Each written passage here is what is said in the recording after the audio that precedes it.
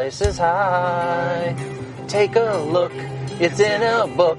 Reading Rainbow.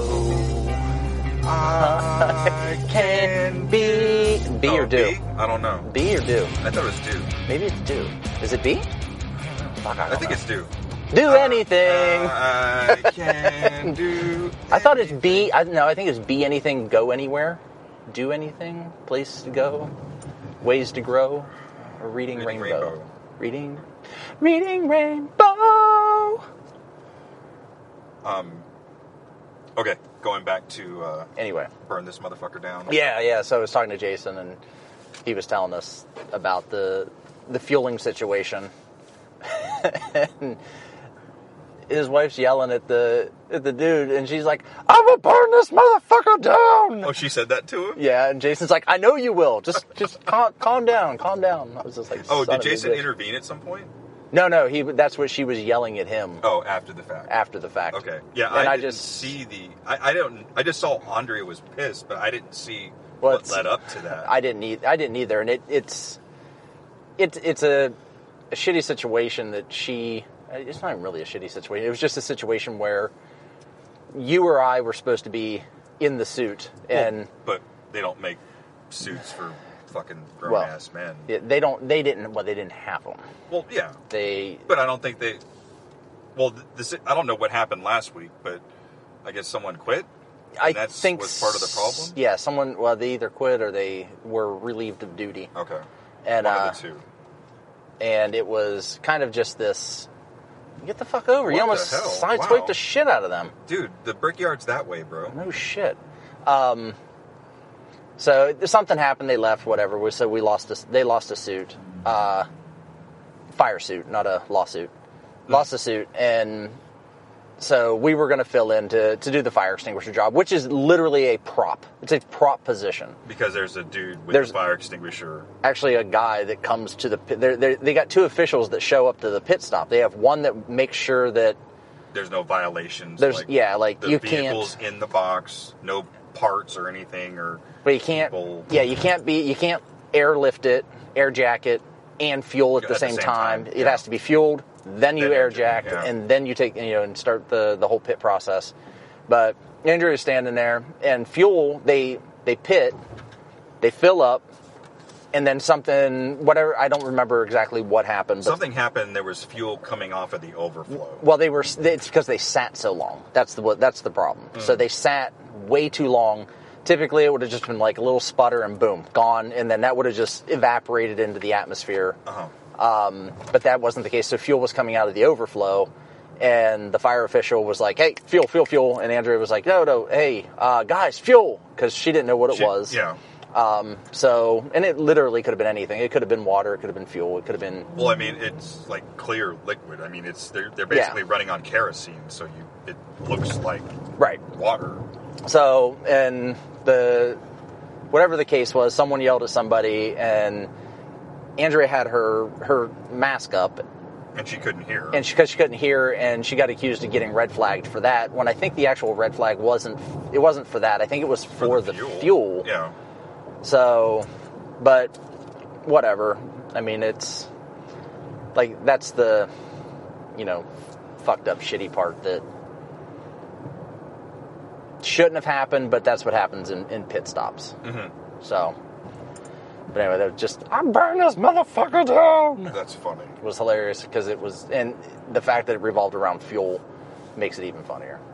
The gasoline thing. But. The gasolina? Yeah. So, amazing weekend. Like, can't thank Jason enough for inviting us out. Yeah, for just sure. Hanging out, taking photos, taking video, like meeting the guys, seeing the process, trying to understand, like, how all the things that were happening. Yeah, that all goes on with that. Still don't understand the scoring part. Figure that out later. Because like with that endurance race they had today, it was he started in like 19th place, I think. And then, but that was 19th overall. So I don't know where he was in the who was actually doing the 3-hour enduro versus the 8-hour enduro. So when you looked at the board, wait, why is mine not picking up? I don't know. Hello? and we will start a second conversation. Sweet. Okay, so Andre was going to burn this motherfucker down. Yeah, we talked about that. We talked about it was, but Jason inviting us out. That was like I don't think we talked about what this whole deal was. So I guess we have to go back to the beginning. Yeah. So I don't know when this all started. So this all happened. No, Andrea started off with like, "Hey, you should come out for my birthday in Nashville." For Jason's birthday in Nashville. Oh, is that what it was? Okay. Yeah, it was somebody's birthday. It was Jason's birthday because his birthday is in April. It's April 1st. Or is it? I don't know. Joke's on us. So he was going to be in Nashville for a race, and Andrea, I don't know if initially she didn't tell him it was going to be kind of a surprise thing, or if she told him, but she just, and I don't know who all she texted. Yeah. Eventually, I think she texted you. I know she texted me, but she texted people individually without Jason on the text messages, so I wasn't sure. The aforementioned texts. Yeah. So my wife and I were going to go down. And I was going to go down. You were going to go down. My wife, she had something scheduled already.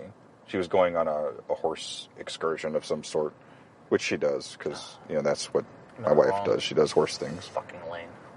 We are? I am. Yeah, I need to be in that lane because we're going to go up and then we're going left then right. Like a double left?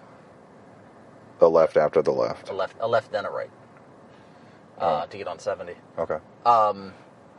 But I ended up getting COVID. El COVID. Yeah. El Covidad. Which everybody knows that. La COVID. If after this car goes, you can switch. Yeah, I'm going to switch over. Okay. Everybody knows that I didn't know that I even had it. No.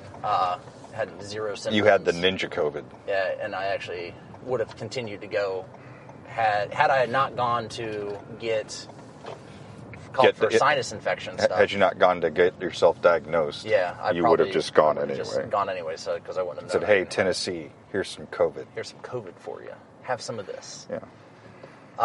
So then that kind of got screwed, and Jason's response was, "Well, don't worry about it. We're going to be in Indianapolis in October." And I'm like, "I am there. I don't care. Yeah. I'm coming. I will get there one way, somehow, one way or another. I'll get there." And then you as well was invited to come out, and so yeah, because Andrea was kind of bummed that no one was going to be there. That nobody was going to be there. That no one was coming out. And we felt bad, but watch out, vehicle did I though? Shoulder ahead. Well, you felt ill. Yeah. Yeah. I'm sure you did feel bad that you couldn't be there for his birthday. Yeah, I was upset that I couldn't be down there for his birthday. And then they went back down for her birthday too. Okay, that's why. And I was going to go to that one. We were going to go try to make it to that one, and we couldn't make it to that one either. But I felt, I felt horrible that I couldn't go down there to Nashville. And then when he said he was going to be in Indy in October, I'm like, I'm whatever, we're there. Whatever it takes, we're coming. We're going to get there. Like, I think we almost instantly booked hotels. Pretty close. Or it was Airbnb, because I had forgotten I had reserved this Airbnb. It was so long ago. It was it was a couple months almost ago. 2 months ago. Yeah, that was booked. And because I had another stay up in Michigan, and when I looked, I was looking at the wrong reservation, because I was like, what? I'm not staying in Indianapolis. And I was like, oh, yes I am. Oh, shit. Just not in August, yeah. But, yeah, so we came out, and that's that. Now it's, hopefully it's a thing. How did the media thing come up? Did we propose that, or? You did, actually. You said, I'm gonna look into media passes. Oh, yeah. And I was like, oh, I didn't even think about that shit. Yeah. And you're like, yeah, I'm going to look into media passes. And then you sent someone an email, but you never heard back. But I don't know who you emailed. Well, I emailed SRO, actually. Oh, okay. Yeah. All right. So, yeah, which were the people that are in charge of this race. So that, and then I don't think you ever heard back from them, actually. I messaged them back, and then like a day or two later, like, hey, sorry about that. They had switched something internally, and they're like, yeah, we'll get back to you in a couple of weeks, because it was still like a month out. Oh yeah, we were still a good ways out when we were trying to get that. Yeah. So then I think it was like Monday, this past Monday, when I finally got notified that we had media passes. But I thought that, so we got, you got, but I thought Jason was... Jason notified us 2 weeks ago that we could get... That we could get the pit passes, or whatever these things are called. I don't know. We got white bracelets. Yeah, we've got white bracelets. We've got lanyards. Pretty much meant you could go anywhere. We've got green parking things. We've got... So it was weird. Jason's pass got us access everywhere. Yeah. As well as the media pass got us everywhere. Well, the media pass gets us more access. Correct. Watch out, vehicle on so shoulder ahead. they gave us purple vests. Like, we had to go to this thing at 7:30 this morning, which really wasn't a thing. Yeah. It was just kind of unnecessary. I think it was just a liability thing. Yeah, it's pretty just much. like, hey, here's where you can go, here's where you can't go, and you can pretty much go everywhere you want. Yeah. That's what it ended up being. Yeah, and he said if anybody gives you trouble, just don't give them a hard time. Yeah, don't give them a hard time about it. Like, I probably could have climbed up on the roof of one of the buildings, and as long as no one gave me a hard time about it. Yeah, because the way after it was all said and done, what I figured out is that SRO is basically borrowing the course from Indy Motor Speedway. Yeah. And Indy Motor Speedway, I think, were the ones that had the course officials, the safety people. Yeah. So I think that's why he phrased it that way, because I was kind of confused as to why he said it like that.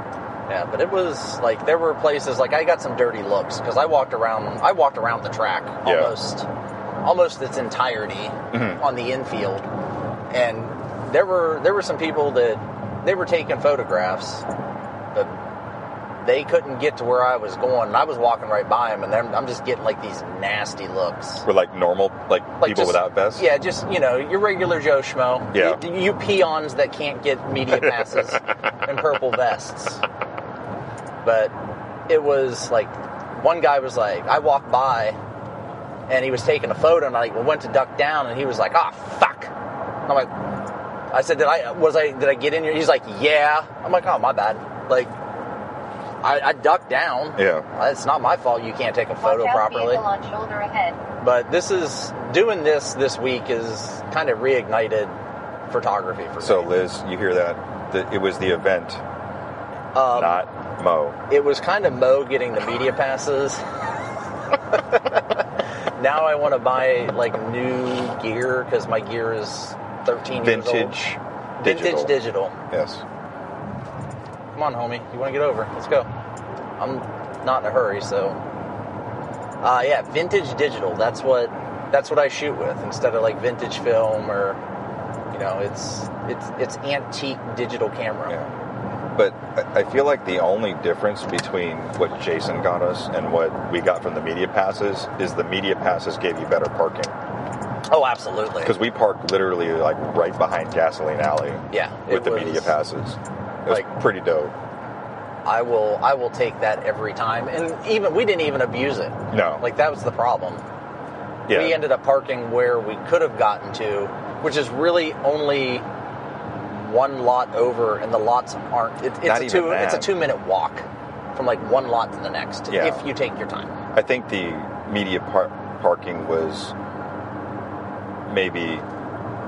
Well, I mean, it was right up against Gasoline Alley. Well, and it was right up against the media building. Yeah, but the parking for the staff and team members was maybe like, I don't know, 50 yards away. If that, yeah. Yeah. But I'll take the 50 yards. Yeah, for sure. I mean, it's 25 steps. Yeah. So, let's see. So we got the media passes. We did the bestie thing. Yeah. My primary job was just to get video of the crew, because Eric of Imam Shots, who is a CrossFit Games photographer and a really good photographer, because I've actually followed him before I even knew who he was. Totally awesome guy. Awesome dude. Hilarious. Yeah. Especially when he's hungry. Yeah, when he's hungry, and tired. He's at a calorie deficit, and he is delusionally loopy. Yeah. After 18 hours of work. Yeah.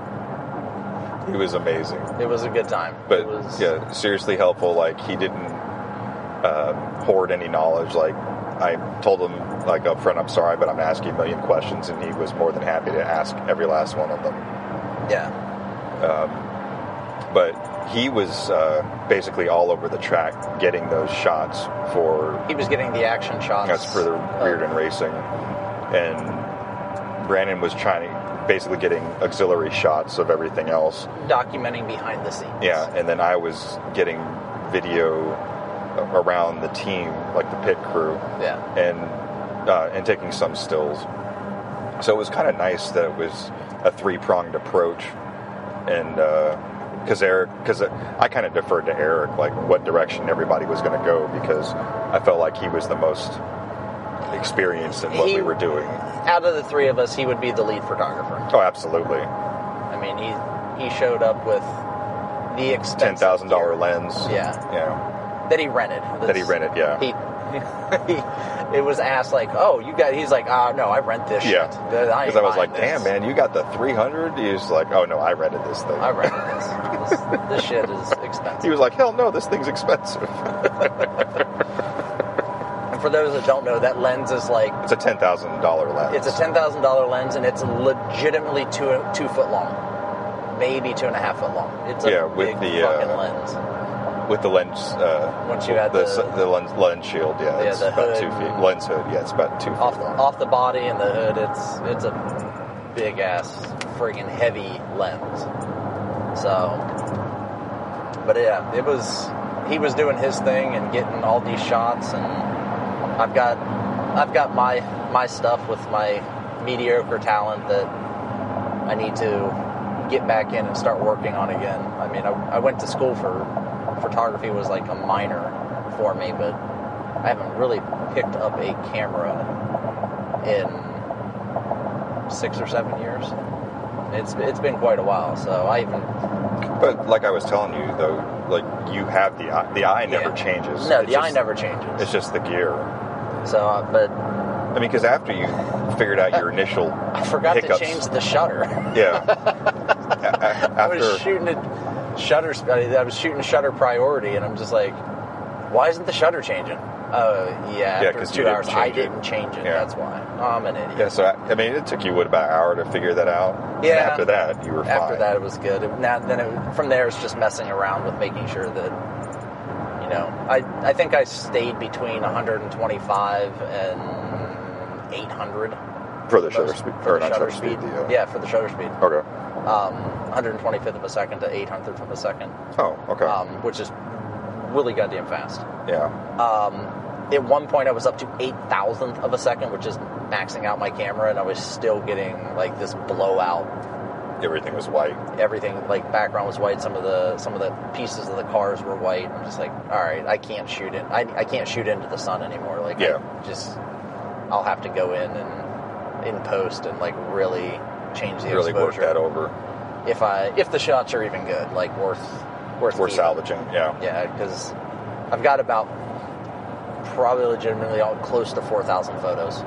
Because some of it was spray and spray, and a lot of it was take the same shot 4 times, changing the shutter speed several different times, just to try to. God, that is a bloody scene. Yeah. On the road. Looked like a deer. It could have been a Sasquatch. Could that too. But yeah, it was getting back into photography is something I think I'm gonna have to do now. Inspired by the race, not Mo. Liz. Inspired by Mo, not the race. So after we kind of figured out what we were doing, everything. We all kind of went our separate ways, and it fell in line real fast. It fell in line, and we're going to get all our footage together and just kind of share, and it was pretty cool. Yeah, it was my first time shooting automotive sports. I've done motorcycles before, which is a little bit different and a little bit. It's a little bit different because, like, motorcycles, you can only race them for so long before they have to before they just have to stop racing. Right. They get hot. Yeah, they get hot and they run out of fuel. Yeah, I've done drag races. And not 2 drag queens running, down the track. Like, drag 15,000 horsepower, like, Hemis and shit just, blowing 9-second quarter miles down a track. And that's easy. And then don't they have to rebuild the engine after every run? Some of them, not all. The dragsters, they get maybe 2 or 3 out of it, like the actual dragsters. I'm talking like guys with, 69 Chargers those guys, like street that rides. have like 800 to 1,000 up to 1,500 horsepower. Okay. Those are running back to back, and they're running on, nitrous and race fuel and just the smell of like burned off race fuel and nitrogen in the air is something completely different than what we experience today. It'll give you a headache like real fast. But yeah, dragsters is easy. Like drag racing is easy. You just stand there and they're coming at speeds, you. Yeah, I mean, well, they're coming at you, so it's not like you're trying to catch blur or motion blur.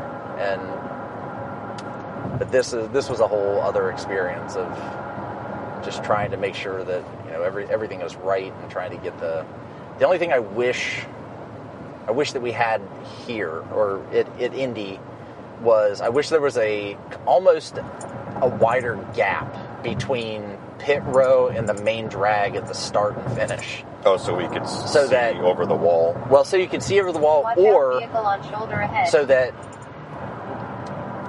us, the media, could get to, because there is literally no place for media to get the start and finish of a race. Like, well, you can, but you have to have a nasty lens in order to do it. But like a 3 or 400.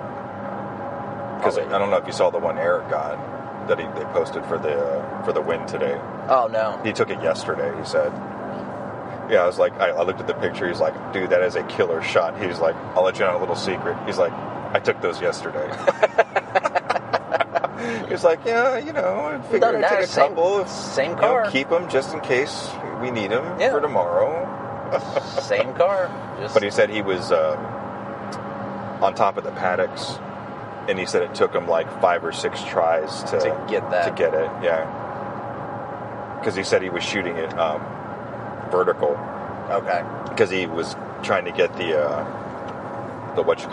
tower, the start tower. Oh, okay, yeah. In the shot. Because the one that's posted on Instagram doesn't have the tower in it. I gotcha. The flag tower, yeah, or whatever. Yeah, but yes, you would have to have I just wish that there was a better, like even a tower, like a pedestrian bridge of some kind or just something elevated behind pit lane. Yeah, for media. Like to be able to go up there and shoot. And for it to block all the luxury boxes behind us. Yeah. Yeah. Because you can't, unless you can get into a luxury box. But there's glass. You got glass, which is going to be a problem too. But they just, I wish there was a better way. Darn it.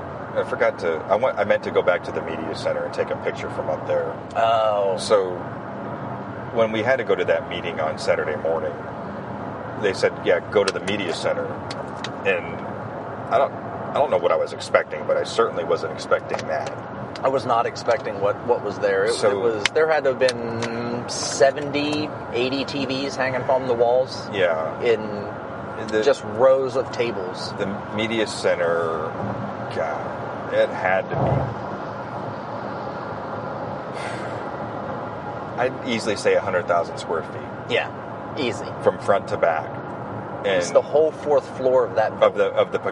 of the building next to the pagoda. Yeah. If you're familiar with the Indy Motor Speedway. And there was rows of desks that probably had about 10 seats in each row, and each seat in front of it had like power outlet, USB, Ethernet, and just like large flat surfaces. And because when we went up there, like there was stuff already in there, and I was kind of confused. But people like already go in there and they claim their spaces. Yeah. So for guys that do this for a living, like it was really awesome because they had like a refrigerator where they could go put their food. They had coffee and drinks. There were soundproof and there was broadcasting. In the back, yeah, there were soundproof booths back there. And then I didn't realize it at first, but that little window space next to those soundproof booths, that was for interviews. Oh. So, like, you could take a camera in there and you get a nice view of the track. Well, that's an interesting Tesla. It is yellow-gray camo. Yeah. I don't know who they're trying to hide from unless it's, like, colorblind people. Bananas. But, yeah, like, that just goes to show you, like, how much they value, media. Media, yeah. Like for their track. Yeah. Like they know that shoulder ahead. They understand that now it's not the like TV broadcasting so much anymore. Mm-hmm. They used to permeate everything. Now you've got guys coming in from all different venues, mm-hmm. like from different teams. Oh, there were people I heard like the one guy that was in pit lane during the pit stop taking pictures. He was English, I think. Oh, damn. Yeah, there were people from, like, literally all over the world here to cover this stuff. I think the furthest team I saw that travel was from Australia. Wow. I would want to get out of Australia right now, too. I don't blame him. So, yeah, that Police was... reported ahead. Well, and even Eric said that, like, he had never seen a media center, or media area space like that so nice. large. Yeah, that nice. Yeah, it was enormous. Like, I could probably put a couple of my houses in this place. Easily. Like, I think it was bigger than the barn where my horses live. Yeah. That's pretty damn big. You've seen it. I've seen it, yeah. It's huge.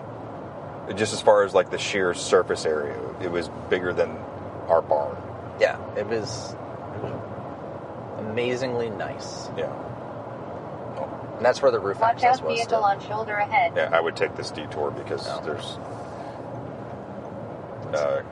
construction that's been going on like all football season because I have to come this way. Slow Watch traffic out, vehicle ahead. on shoulder ahead. Well, it goes down to one lane. Oh, fuck all that. I ain't doing that. No, not today, Satan. I ain't doing that. Thanks, Obama. So, like, looking back on the weekend, like, what's one thing that, like, was kind of, like, what's one thing that you took out of that you just saw that was like, oh, that's interesting? Like, something that you weren't expecting? Don't piss off Andrea. Well, aside from that. I would say how well organized everything was. Mm-hmm. Like, the overall... The staff was super nice. Yeah, like, staff is amazing. Like, everybody's like, hey, good morning, how you doing? Welcome to Indy, blah, blah, blah, blah, blah. When you walk in, like, there wasn't these... Anybody that had a god complex. Mm-hmm. Like, hey, like, you can't go here. You can't go here. Yeah. My white band says otherwise. Or, you didn't have to argue with anybody on... And I've been to events where, you have enhanced passes. I don't want to call them VIP, but you have an enhanced pass to do something, and someone's like, "Yep, you can't come in here." And it's like, I just left here. Yeah, I can come back, and so it's just one of those things that's. It was nice to see that everybody was really nice. Like, didn't see anybody get hit by a car, even though there's legitimately race cars running all over the place. To make that statement, like, it's impressive that more people don't get injured. Yeah. Because there's plenty of people walking around not paying any damn bit of attention. And there's, like, race cars, they're coming scooters, off the track, golf carts, like, motorcycles. Utility vehicles running all over the place. Tire racks. Yeah. Garbage disposal trailers. And that was one of the things that I observed that I was like, wow, it's just how much traffic there is off the track. Yeah.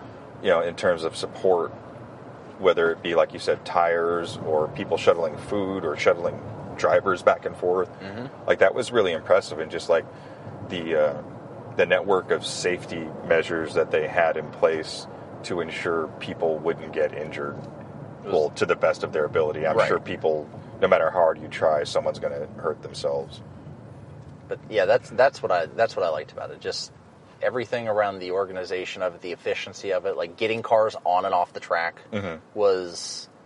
seemed to be a painless process and when I'm watching it. Yeah, considering there were I think at the most were like 40 cars. Yeah. And they all get on at the same place and get off at the same place. Yeah, and even with that, knowing that there's 50 pits? There's more than that. 60? I think it's like 60. Because there's the whole pit row that we were in. Yeah. And then there are garages. Well, I mean, I'm talking about the pits. Yeah, there's probably... I think 60 maybe. Well, we were in 17. So yeah, probably close to 60. But like I was saying, I think they were at the most this whole weekend. There were like 40 vehicles, and just as fast as they got on, they were all off. Yeah, and you didn't even see. There was no like traffic jams or bottlenecks. It was just like it was efficient. I think is probably the best way to describe it. Efficient. It was smooth. But again, they've been doing this for 110 years. Yeah, at this track, so they probably know a thing or two about a thing or two. I hope so. At this point. But yeah, and the hand whistles, that cracked me up. Yeah, I had seen them before on Amazon, but I wasn't quite sure what the practical application for them were until this weekend. So basically, it looked like they had like little flashlights in their hands. It's a little wand, and it flashes. Yeah, and instead of like them yelling or using a physical whistle, they just push this little button and it makes a whistling sound. And people look up, when you hear a whistle. Yeah.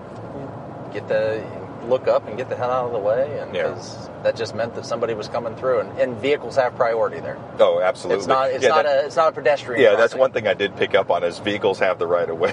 Vehicles have the right of way. Like you get the hell out of the way when it doesn't matter if it's a guy on an electric scooter, or a $500,000 race car coming down the road. Anything with wheels definitely has. It has priority. Actually, I saw a guy on a one wheel. Oh, I did not. When I was out shooting yesterday, I was on the back straight under the pedestrian bridge, and this guy just comes out. He just comes out of nowhere, walks by me, and I'm a good ways away from where he came in at. Because you can only get on the backside, you can only get in certain spots. Like you either have to get in at the beginning of the gate or the beginning of the fence, or you have to walk all the way down, like 200 yards, 250 yards down to get into another gate to get into the shooting area, past where the peons can't go. The normies. Yeah, and I was all the way down, like in between the two gates, it was like a good 100 yards away. And I'm walking back, and we pass each other.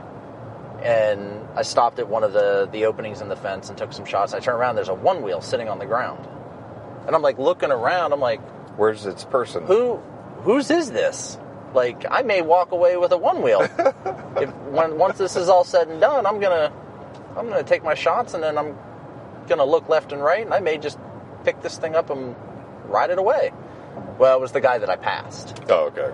Because a lot of people, like I was the only guy out there walking. Like everybody was showing up on golf carts, or they had little mini bikes and all that stuff. Because it's a haul. It wasn't close. Yeah, the track is 2.5 miles around the oval, but they can configure it to make it like a road course. Yeah, and there's a lot of real estate inside of that, on the infield of that track. Hell yeah, there is, and I've walked all of it on the infield.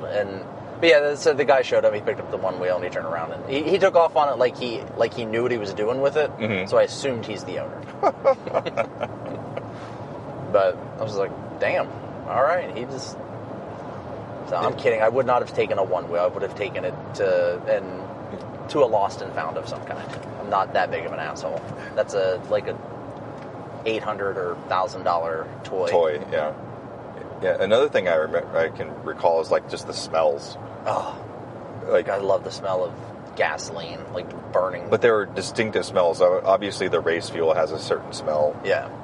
But like whenever someone damaged their vehicle like that, either the smell of oil, burning plastic, or burning carbon fiber. Yes. Like because it was weird. Like when I could smell something, I knew like a specific thing was wrong with a vehicle as it passed by. And the sounds. Well, that too. The sounds, like the sound of a car with a down cylinder. Yeah, with a blown cylinder, or with because they can't modify the engines. We found out today. Yeah. The engines are shipped by Porsche or Lamborghini, and they're sealed. Mm-hmm. They're literally sealed and tagged. It's like an iPhone. Yeah. Yeah. If you break that seal, you bought it. You bought it. Well, you're disqualified. Well, that too. So. And then so they're sealed from the manufacturer, but then before the race starts, the vehicles have to go through inspection. Yep. And they put security tags on certain parts of the engine. Like throttle bodies and things like that to make sure that they don't get tampered with. Yeah. Now, software-wise, they can run the software however they want. Mm-hmm. So, what we discovered. So you're basically talking about a normal configuration engine, like nothing crazy. So Lamborghinis, they're, V10s, V12s, whatever they've got going on in those, that particular car is coming from Lamborghini sealed. And I'm going to go out on a limb, and I'm probably going to end up being wrong. But they're going out, as a configured, 500-600 horsepower motor. Mm-hmm. Now, once they, drop that in there with the gearing and the lack of whatever exhaust is there, just a couple of pipes that are coming off of that thing. But then they change the fuel mapping. And they change the fuel mapping. And they have high pressure fuel rails. Yep, and they're maybe trying to, do some sort of compression change through software. Mm-hmm. That thing is probably closer to 750 horsepower wise after all that. They are so loud. It is music to my ears. Just like when we got there on Friday, I was just like, oh, listen to that. And it's weird because certain vehicles, their sound is very specific. Yes. Like the Lamborghinis are more of a high pitch, which is what the vehicle that's Reardon Racing uses. Yeah, they have two Lamborghini Hurons. LP whatever GTs. So so we got used to that sound because that's what we heard up close and personal. But the one that had the most distinctive sound was the damn Aston Martin. Well, the Aston Martin, but I think that Bentley, and what I think is funny is the Bentley and the Lamborghini basically have the same V10 motor. Okay. But that Bentley motor was deep. Yeah. Like crazy deep. It sounded very ominous. Yeah. As it came down the front straight, which was kind of where we spent most of our time. Which now I want a Bentley that I can take the exhaust off of and run it. Yeah, what we had. So different vehicles that were out there. We saw Toyota, Lamborghini. Toyota Supra, Lamborghini Huron. And every Lamborghini out there was the same. It was all there wasn't no one had a Countach or anything. Not the Countach. There was. I'm blanking on the last, the Aventador. Mm-hmm. There wasn't any Aventadors out there. Nissan. There was a couple. No, there wasn't any Nissans. No, take it back. The Acura. There was the Acura NSX. Porsche. GT3 RSs. Did we say Bentley already? There was the Bentley. Yeah. The Bentley Continental. What else? Ferraris. Mm-hmm. A couple Ferraris. BMWs. Mercedes. Yeah, Mercs. Jesus, those Mercs were amazing too. Like the AMG GTs or GT AMGs. If I could have any impractical car or two, that GT AMG from Mercedes is just a basic two-seater that looks like something that come out of Speed Racer. Yeah, like I said, it looks like a bad evil, like one of the bad guys from Speed Racer would drive that vehicle with that big, massive, aggressive grille. Yeah, like that thing and that Bentley. That Bentley is kind of practical as it has a back seat technically, but like the Porsche GT RSs weren't there a few Lotuses out there too? I didn't see any Lotuses. Okay. Because Lotus only makes the. I mean, but for the other classes, there may have been. I wasn't paying attention to be honest. There was a whole Porsche GT class that was out there running yesterday after we were done. We were done with qualifying, and that just sounded like. It sounded like during the warm up laps. It sounded like giant bees. Yes, it sounded like just a hive of angry hornets. Yeah. But hearing one of them was fine. Because I remember hearing all of them. I just looked over my shoulder. I was like, what is that? He's just like, ugh. It sounds like a bunch of Honda Civics. Yeah. Oh, it's Porsches. My bad. But, yeah, what else was out there? There was something else out there, too. In the stuff we were watching? Yeah, Mustang. There was a Mustang. No, a Mustang. A Mustang. Yeah. One single Mustang. That was just on Saturday. I didn't. Yeah, I didn't see. He wasn't them out there on today. Sunday. And then I think that's it. I think that's basically all the cars in that GT series for what they were doing. But it was real crazy. Like today was the day that they needed. Like I think Jeff was upset yesterday because he didn't come in first in the Masters division. So, but backing up a little bit, so the quote amateur driver and Masters driver coming into Saturday had a chance to win the title. Yeah. But on Friday, one of the vehicle's motors broke, and not just broke. There's a hole in it. Had an oil leak and blew a hole in the side of the block. Yeah. So the one vehicle, I guess, is set up for sprints or shorter races. One's a sprint. One's a GT sprint car. The other one's a GT. Then the other one is set up for longer races. So longer meaning like to run more than 45 minutes. Yeah. Like 3 hours. Yeah. And Jeff, the car that I think he needed was the one that broke. Yeah. The one that broke, he was in like 6th position, I think, going into... Oh, no. He started in 19th because... No. I mean, before when he qualified... For today? In 191. Oh, yeah. For Saturday. For Saturday, he was in like 6th position, starting position, because they had to swap out the cars. And when you swap out cars... It's not the same car. It's not the same car, so you have to start at the back of the pack. Start in last. So he started in 19th. last. Yeah, 19th, and worked his way all the way up into 6th, which put him in 2nd place based on scoring. Yeah. So... Because I feel like the two cars were equal, but I feel like Jeff was a better driver than that other guy. It's just Jeff couldn't catch him because he had to get through all that traffic. Yeah.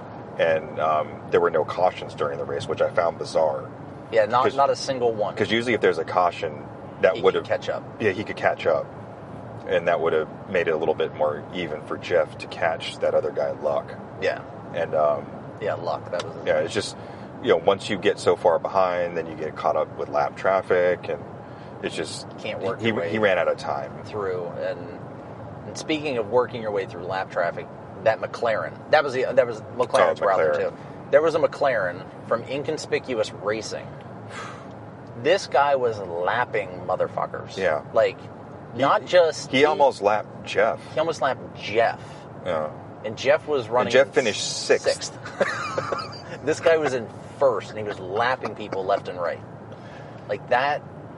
But for clarity, they were in separate classes. There were different classes running simultaneously. Yeah. There was about 3 classes running simultaneously yesterday. But and he was... This guy in the McLaren was just taking no prisoners for any class. He was just like... He's like, I'll take you, and I'll take you, and I'm coming for you. And it was just... He was just surgical. It was a flawless run. Mm-hmm. Like, it was absolutely... That guy ran the perfect race. Yeah, and then today he got bumped off. He cut in front of Jeff. So that McLaren today cut Jeff off. Jeff bumped him, not on purpose. Mm-hmm. But they touched, and that McLaren, first lap. And first lap, 2nd turn, and that McLaren was off the road. Yeah, and I think he still ended up coming back in that car and doing some damage to people, like just passing them left and right. But yeah, that McLaren was nasty car, like just super nasty. But yeah, anyway, so Jeff was running. So he ran good yesterday. Took 2nd overall, and then today him and Vesco they ended up taking first. And Vesco is an assassin. Like that dude murdered. He might not be the last politest guy. Yeah, I didn't interact with him. I intentionally didn't interact with him just because of what I was hearing from other people. I tried to say hi, and he just kind of looked past me. So he said "excuse me" to me when I was filming one time. Because he walked right in front of me and saw that I was filming. But that's okay. Yeah, well, at least he said "excuse me." Yeah. So Jeff started in 19th. Jeff started in 19th today. Out of 40. Out of 40. And this is for a 3-hour enduro, so everybody's on the same level. That's not like, it's not, different. I don't think there were different classes. Or maybe there are classes. There were 2 classes, but 2 races. Yeah. So it had the Pro-Am, which was Jeff and Vesco. And then I don't know what the other class was, but there was an 8-hour race and a 3-hour race. Yeah. The team we were there with, they chose to run the 3-hour race. So Jeff rode for about, I think he went a little bit longer than Vesco. Because normally they split it up 90 minutes. Yeah, I think he went about probably a little over an hour with one stop. Mm-hmm. And then probably went another 45 minutes. Yeah, and then they pitted again, swapped drivers, and then never pitted again after that. Never stopped again. Like Vesco came through pit lane for just a visual on the passenger side of the car. Oh no, he didn't come through pit lane. He just went through. Jason went out. Oh no! Vesco actually came into pit lane, and they did a visual. It was around the 20-minute mark. Okay. Because it was when he was gonna pit again. Oh, okay. And you'd thrown the helmet on my head to go for the lolly. I missed I missed that. Yeah, he came through pit lane, he slowed down to get a visual. Like something felt funny. Yeah, or it was either something felt funny or maybe Zach called him in because of a reading or something, and they wanted to get a visual on the passenger side of the car. And so he slowed down. I don't know. I can't remember what the speed limit is. Okay, or 45 is the. So he slowed down to probably about 30. Oh wow! Like he got slow, and then the minute that he passed, they gave him, and he. So whatever the issue is that Jason ran out to the track to check. Oh, I bet you it was that front fender. They checked it again. Okay. He came that front in for wing. A visual. Yeah. Because we noticed that at the end. Oh, when he clipped it. Yeah. We noticed that because when Jason ran out at the very beginning, I didn't know what was going on, and then I didn't know until the end of the race when I looked at the car physically. Yeah, and it was like, man, that's broke. And they're like, oh yeah, that happened in the first turn. Yeah. So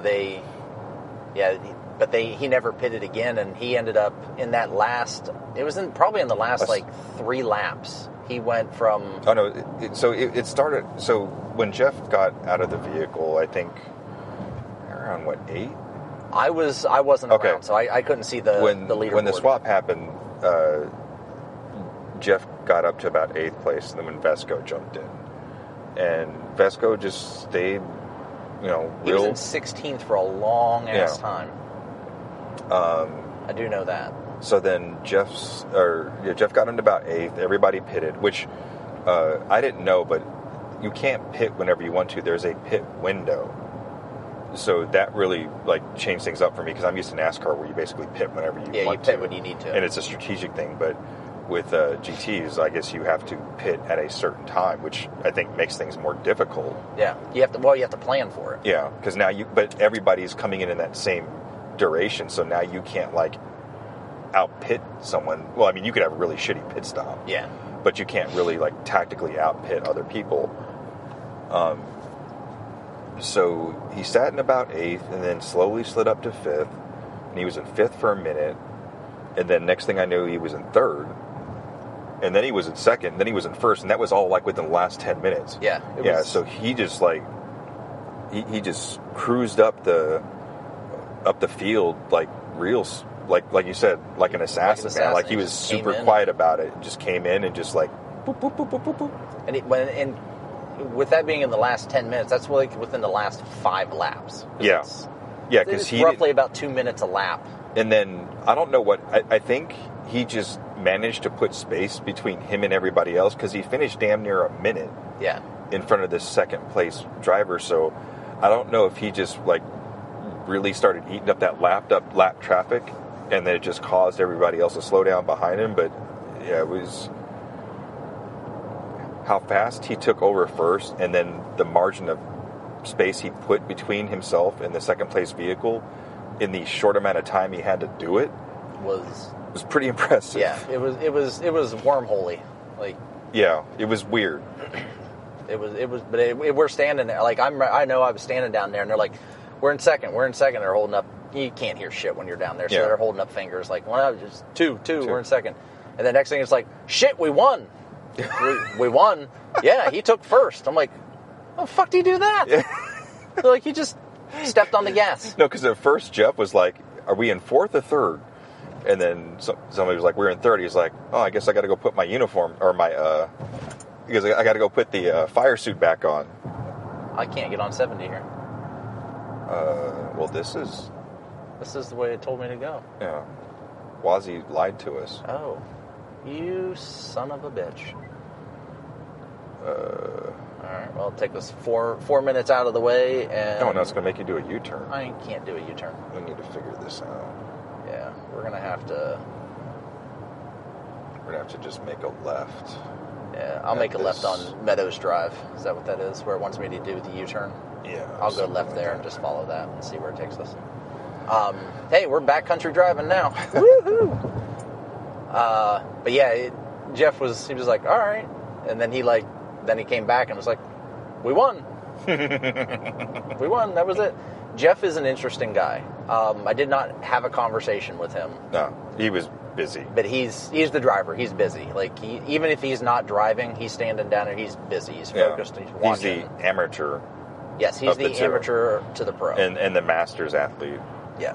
And then also part owner. No, Jeff's not. Jeff is the money behind. He's the sponsor. Yeah, the Burton Lumber. But Vesco is the owner. Okay. Vesco is the part owner. Okay. Jeff is he's the sponsor and the one funding a lot of what they're doing. Because if Jeff were to, for whatever reason, if Jeff were to leave, I don't think that team would be able to sustain itself. Interesting. And where are we turning at? Just turn left. Here. Okay. Yeah. But yeah, so it's... Ooh. What is... No trucks, good thing we're in. I guess I'm in an SUV, so... Yeah. This is like driving down my road. It's like a country road, like legitimate country road. Yeah. Where's that taking me now? Is that trying to get us? This guy's still trying to make you do a U-turn. I can't do a U-turn. I can't go back. I literally can't go back. Just keep going straight. Anyway.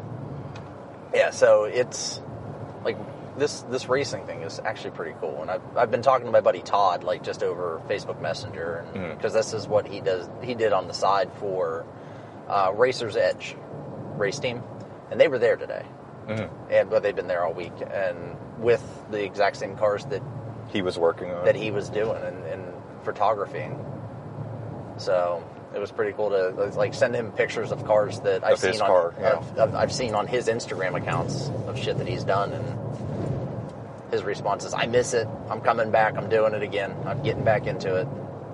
So he kind of stopped because of COVID. And, so that's pretty recent. Yeah, it was his last thing he did was November 2020 was the last motorsports activity post that he put up. So yeah, it'll be cool if he can start doing it again, and maybe catch him at some races if we continue to do this, which it sounds like that could end up being the case. We'll just have to figure things out. He's saying this, Liz, not me. Oh, she knows. I told her it could be. I told her it could end up being a thing. I'm like, this could end up being a thing, and she's like, great. Hey, well, I'll have to edit this part out, but hey, if she won't let you move, then she could at least let you do this. Yeah, she can let me do this. I mean, it may still cost me money, but travel expense. But we'll figure that shit out too. See how that works. Yeah, for my first time doing media for a racing event, I think it was a good experience, but I also think it might set me up in terms of having poor expectation management in the future. Yeah. Weather was great. People were awesome. Access was amazing. Resources that were available to us were outstanding. beyond anything I ever would have possibly imagined. But yeah, it was. This might have been the best way to start. Yeah, absolutely. Because and that's what Jason was saying. He was like, just in general, he's like, Sebring was A shit show. Was a shit show. It was a mess. Like, so was it the officials weren't on their shit? You know, that I don't know about the media stuff, but like officials weren't on their shit. They didn't run very well. The team wasn't.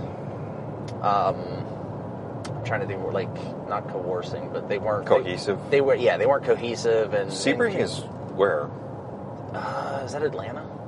Okay, maybe. I'm not up on my tracks. Like I know the NASCAR tracks. I don't know. I don't know. I'm gonna start paying more attention to GT stuff. Actually, and something I wasn't aware of is this is the first time that GT has come to Indy Motor Speedway. Oh, I didn't know that. Because I was talking to a spectator was asking me questions and stuff, and he was saying that he's got the season passes, so he got this plus the Brickyard plus the GP race plus the F1 race. Oh. And he was like, "Oh yeah, this is the first time it's ever been here." Because I was commenting like how I liked how you had the feel of a big race, but it wasn't packed. Yeah, there was spectator wise. That was a slightly disappointing. They're all in the infield. Right. Which I didn't realize until... They're all sitting on the grass. Yeah, they're all sitting on the grass. They're not sitting in the bleachers. Yeah. Which, I mean, it's a road course. Like, you can't really see anything from the bleachers. No, you can only see people pass through. Yeah. But that's kind of where, I don't know, like, yeah, there's some exciting stuff that happens out on the track. Mm-hmm. But if you can't get access to it, like, or you're just not there at the right time... Mm-hmm. then it's boring. You're watching the same turn over and over and over. Yeah, you're just watching the same cars do the same turns over and over again. Now, occasionally, you get the bump and thrown off, slide off the road. Mm-hmm. But that was really few and far between. I think there were I wouldn't say crashes. We missed the major crash. There was one? Yeah, there was one there Friday before we got there. Oh, the team that was right in the same bay as Jason and them. Uh-huh. That dude tore up his Aston Martin. Like, he hit a wall. Like, shit went everywhere. Oh, like in Bay 17? Yeah. Yeah, because there was another race team in there with them. Oh, I was wondering why we had so much space. Yeah, there was another... So, the one dude that filled in was from that other team. Oh, okay. He got paid for the week to be with that other team, and he stuck around. He's like, I got nothing better to do, so I'm stick around and watch some cars race. Well, then they ended up pulling him in to help get some stuff done. Oh, wow, that worked out. But he was from... the team. He was from the team before and moved to another team and then helped out. So, but yeah, the dude was coming around one of the turns right there. Well, the turn that you would sit at when you would. Okay, turn 1 for NASCAR, but it was turn 13 or whatever. Whatever that last turn hit that wall. Oh wow! And parts went everywhere, up in the air. Like Jason said, he could see shit flying. Whoa. He hit the wall that hard. And he was fine. He ended up going to the hospital, got checked out. Okay. This is a flea market? The hell? There, it looks like it's either like a giant yard sale or... Yeah, I feel like that's someplace I shouldn't knock on the door and ask for a glass of water. Yeah. Did he come out of the septic tank? But, yeah, so he was helping out, and that was good, because if he hadn't... I don't know what they would have done if he hadn't helped out. Yeah. Because you and I were... We could not fit in the fire suit. We couldn't do what we needed to do. I tried. I almost got into the one. I tried on the one. And the one dude ended up leaving also. Yeah. It was his time. He was supposed to go home on Saturday. Yeah, I know, but... Wasn't he? He did. Okay. Yeah. But my thing is, I look at that, and I drove him to the hotel. Mm-hmm. And he talked the entire time. Mm. Can't wait to get home, see my wife, get a beer. Has he been on the road for a while? I don't know. No. But I don't think so. I think he just... I don't know. But my thing is if I've committed to doing something... A thing, a job, because it's his job. What it is, I guess, when you look at it that way. I'm not going to just up and leave the team when they need me. Liz would be understanding. Like, if something happened, like, say I was supposed to... You were supposed to be home Saturday. I'm supposed to be home Saturday, and I said, hey, you know, something's come up, that we're down a person, you know, whatever, they need me to stay. She'd be like, okay. Mm-hmm. Like, that's... Because it's work. It's what's paying the bills. Mm-hmm. Like, sometimes you just got to do shit you don't want to do. Sometimes you got to stay late. And sometimes you got to stay late. Like, you know, for my job, I was up at 10:30 the other night, still working on stuff, answering emails. I didn't want to be doing that, but shit's got to get done. Mm-hmm. So now I did end up taking Friday off and said, fuck it, I'm out. Like, I told my boss, I'm like, this is an opportunity I'm not passing up. Mm-hmm. Whatever we didn't install, whatever happens. I'll be back on Monday. It's nothing that can't wait till Monday. There's nothing at this point that can't wait till Monday. And he's like, go. He wouldn't have stopped me from going anyway. Because he's a car guy as well. Oh, okay. That's how we know each other, is through the Volkswagen club we were both in. Oh yeah, you did and share then that. He's how I met my wife. He's how I met Liz. So, hey, Mo's Auto Sales. Bum. But yeah, so he was just like, go. Like, yeah. I'm like, well, I'm not asking. Like, I'm telling you I'm going. I'm not asking you if I can take the time off to go. Yeah, you should make sure you give him one of those armbands or something. Yeah, next time I see him. I got an extra orange SRO band in my stuff. But, like, that's a different story. I get, you know, I'm not saying he doesn't get paid time off, but he's a full-time mechanic for the team. So he goes to the garage and he works on the cars. And he's in Utah? Yeah. I think so, yeah. So he works on the cars, he does the stuff he's supposed to do, and then he goes home. He goes home, and then when the team flies out for a race, he flies out, and your job is to work on the car and make sure that it's running tip-top condition. It shouldn't just be the dude looked like Pedro from Napoleon Dynamite. That wasn't Brandon. No, that wasn't Brandon. Brandon was he was referred to as the Asian monk-looking guy. When someone said Brandon, he's like, yeah, the Asian monk-looking guy? And he's like, oh, yeah, okay. Because, also, these guys have never worked with each other before. That's the other part that, like... Oh, I was not aware of that. Yeah, that baffled the shit out of me. They're all, like... Well, we were talking to David This is whole Franken team? Basically. Oh. We were talking to David on the truck. Yeah. When we were leaving. He's like, oh, no, this is my first race. What? You got it. If we're going to Dayton, we have to get in that lane. Oh. Okay. With this lane here. Yes. I'm like, I was getting ready to do the normal... We don't want to go west. We want to go east. Glad you were paying attention. Would have to go try to attempt a U-turn somewhere. But yeah, David was like, oh no, he was like, I left the whatever engineering space he was doing.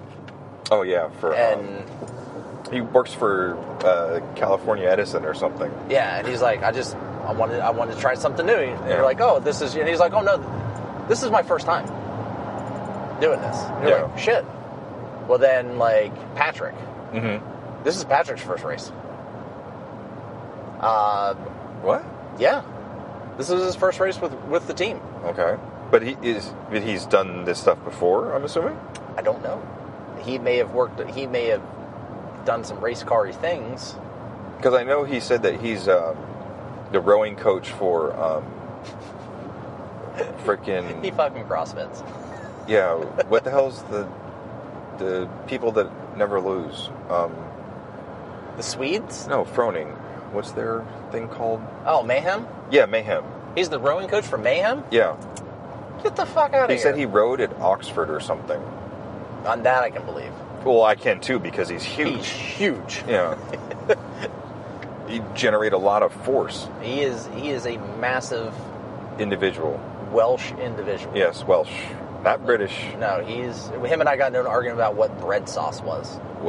I'm not familiar with bread sauce. I wasn't either. I had to Google it.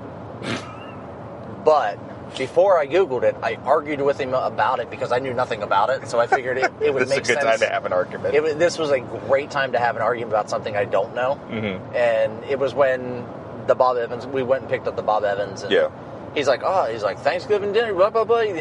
yeah, this is missing bread sauce. And I'm like, bread sauce? You got bread sauce over there. He's like, there's no bread sauce. I'm like, there's fucking gravy over there. I said, you got bread sauce.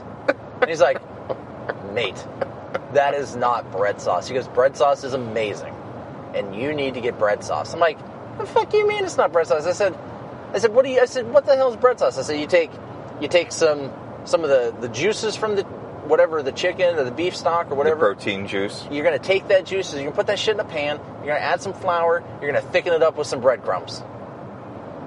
And he's like, you're fucking impossible.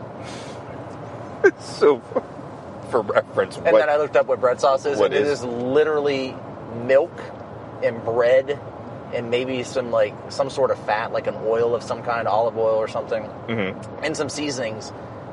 And it's basically pureed. And he goes, so it's gravy? It's fucking gravy. It's British gravy. Bread sauce is British gravy. Not familiar at all with bread sauce. I wasn't either. But now I know that it's gravy. I was right. Thank you, Patrick. Thank you, Patrick. Yeah, hilarious guy, by the way. Yeah, super funny. Super personable, too. Oh, for sure. Yeah. He tries to pull this demeanor that he's like a prick, and he is a British prick. Like, he is... But he's funny. In the most British way possible. Yeah. But the thing that I like, I'm going to jump around. The thing I like a lot about Jason and what he does is we're in the paddocks. We're done racing. And he's like, anybody that's walking by that's staying outside, tell them to come in. Tell them to come in, tell them to look at the cars. Just, we're not touching the cars. So we're I'm telling you, yeah, come on in, have a look, take a picture, whatever. Patrick takes it like the next step, and like he's putting little kids in the car. He's putting kids in the car. And I'm like, that's awesome. Like, yeah. And his response, he's like, I've done 2 good deeds today, so I don't go to hell. I'm like, you're a better man than I am, because I probably wouldn't have let kids in the car. Yeah, because I would just tell people, I was like, yeah, go take pictures, just don't touch anything. Yeah, then I turn around, I see Patrick just open the door and shove a little kid in there. I was like, man, that's pretty cool. Get in there. Yeah. He gave away 3 hats, like he just right off his head. Yeah, I have a video of him trying to get out of the car. So the reason why that's so funny, Patrick is... he's 6'5". He's 6'5", and by his own admission, he is 260 pounds. He's 125 kilos. So, yeah. Which I think I'm going to start telling people my weight in kilos, because 125 sounds way better. Way better. Like, oh, well, what do you weigh? 75 kilos. 75? Well, that's 75. That's really only 150 pounds. I take that back. I weigh like 100 and... Well, yeah, I'm about 113 kilos.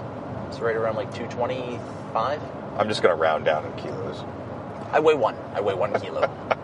I'm 2 stones. A stone is like 70. It's some weird... some weird conversion. Isn't it like Irish or... Oh, hell, I don't know. They use it all over the place in the UK. Like, the one guy I used to work with was from the UK, but he lived in Brussels because he wanted to get the fuck out of the UK. But he would do that shit. Like, anytime he'd pick up something, he'd be like, oh, this weighs about half a stone. I'm like, well, how much does a stone weigh? He's like, it depends. That's like a pood. I'm like, well, pood is an actual, that's a Russian measurement. He would pick up, like, a laptop and be like, it's like a quarter stone. I'm like, well, how much does a stone weigh? He's like, oh, whatever. Yeah, whatever. It's arbitrary. I'm like, well, how much do you weigh in stones? He's like, 2.5 stones. I'm like, how the hell can that thing weigh a quarter stone and you're 2.5 stones? Yeah. And he's like, he goes, it doesn't matter. I'm like, how does that work?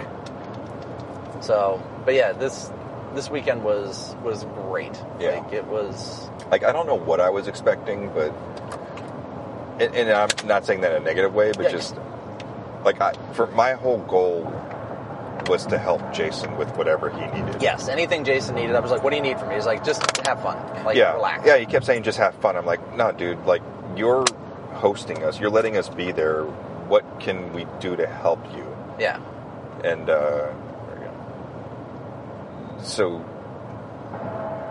Like he didn't have anything for us. He just said, I want you to just capture media however you want to do it.